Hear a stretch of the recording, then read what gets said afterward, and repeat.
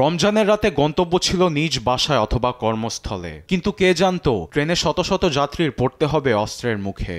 মঙ্গলবার পাকিস্তানের বেলুচিস্তানের কোয়েটা থেকে পেশোয়ারগামী জাফর এক্সপ্রেস নামের যাত্রীবাহী ট্রেনে হামলা চালায় নিষিদ্ধ সশস্ত্র গোষ্ঠী বেলুচিস্তান লিবারেশন আর্মি BLA।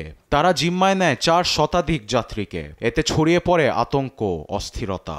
তবে এই হামলার জবাব দিতে সক্ষম হয়েছে পাকিস্তান নিরাপত্তা বাহিনী। জিম্মি দশা থেকে মুক্তি দিতে একের পর এক আকাশে উড়ে F-16 যুদ্ধবিমান। গণমাধ্যম জিও নিউজ বলছে, ঘটনা জানার পরপরই অভিযানে নেমেছে তারা। দমন করতে পেরেছে একাধিক সশস্ত্র গোষ্ঠী সদস্যদের। উদ্ধার করেছে শতাধিক জিম্মি, যাদের মধ্যে আছে নারী ও শিশুও।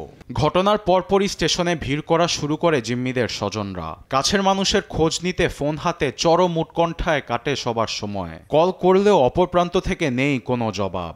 ট্যাবলেট जो है इनहेल कर लूं। আমার বাবার এমনিও শারীরিক অবস্থা ভালো না, তার উপর আবার এই ঘটনা ঘটেছে। আমি অনেক চেষ্টা করেও তার কোনো খোঁজ পাচ্ছি না।